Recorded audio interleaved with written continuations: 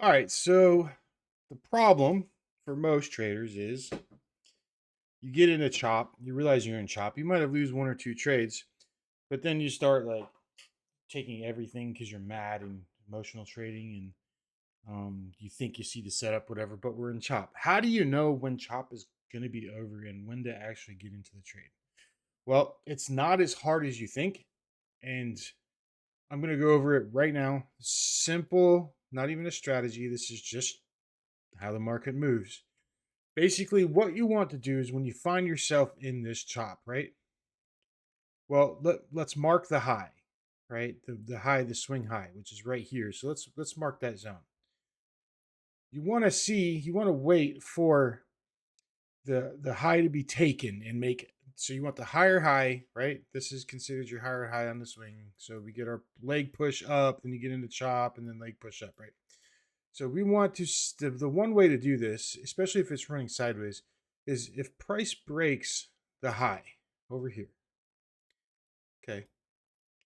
What you want to see is a lower low be formed. You want to see liquidity be taken to go up, right? So it goes right back into our trend taking strategy that I posted the other day. You basically, we know we're in an uptrend, so we're looking for the upside push, right?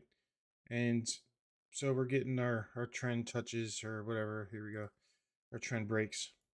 We want to see the high be taken, and then we want a liquidity sweep to come down, and then we want it to start pushing back up, right? And then we just go into our trend break thing. We go into our trend break thing, right? So we go into, okay, well, here's our new high after the trend break, right? Did price break 2.7? Yes. Did this high take the high of the start of the consolidation? Yes. Did this low take liquidity? Yes. So there you go. You're leaving. You're more than likely leaving consolidation, right? Now this will argue that this broke the high. Come on, man. This is no. It's got to be obvious. It's got to be obvious like this. So let's go over the steps again. Okay.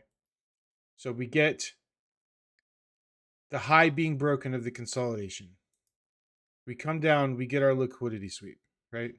And there's always going to be a liquidity sweep. Just be patient and wait for the sweep. They're always going to come and get orders to push price around. You can't make your car drive without gas. Okay? So it's going to come down and it's going to sweep. And then we put our little fib tool on here that I showed in the trend break strategy. Here's the settings for it right here if you need it. I'll show it one more time. Then I'm never doing it again. There you go. You can pause the video and look at it if you need to. Now, once you get your swing out of this trend break, right? We put our tool in there and did we break 2.7? Yeah, we actually wicked it too. That's awesome. So what do? Well, we find our entry. So here's a little pullback entry right here. You could just get in right there, and stop loss wherever, and then there's the trade, right? There's a 977, but you wouldn't know when to stop. But I would just trail this again. I would just turn on my trusty 21 EMA or something like that, and trail it. Or you can use the first light beacon to trail because, um, or the signal. You can use that to trail. However you want to do it. We're too far back. There's not going to be any signals this far back, and you can't replay Renko. It's annoying. But I bet you there's a buy signal in here with a trailing stop loss that's pushing up. So yeah, that's gonna save a lot of heartache for a lot of people. Is just the patience. Like, sure, can you scalp the bottoms and tops of this? Yeah, go for it. Be careful, and when you understand that you're in that kind of market, it's easy to do that. But it's looking at it now. You know, oh, I could have just scalped the bottom of the top. Okay. Well, when did you decide that you were in big consolidation from 10:30 to 11, right? So if you don't, just wait for the highs to be taken out, right? And then get your lower low that's taking out liquidity, and then use your little fib tool on your trend break. So draw your trend line, and when you get a trend break, draw your little tool, right?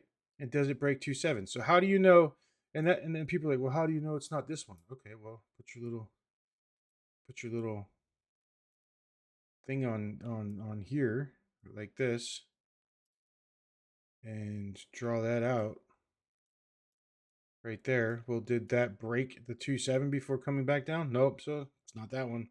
And then, well, what if it's this one right here? Okay, well, we'll do the same thing. Put a little tool in there and put it on the thing. Did it come down and break 2.7? Nope. This was not that one. And then what about this one? Oh, put our little thing on there. Put her right there. Yeah. Oh, look, it came down and broke 2.7. It must be that one, right? It's this stuff is so kindergarten. Don't overcomplicate this, right? Don't overcomplicate this.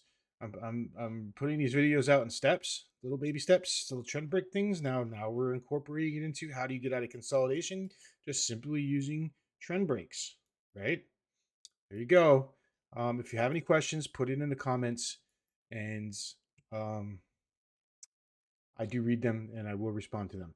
If you would like to trade live with us and take the entries when we take entries, join the Hunters Club. Go to breakouthunter.com. Right now it's 50% off for the first 3 months.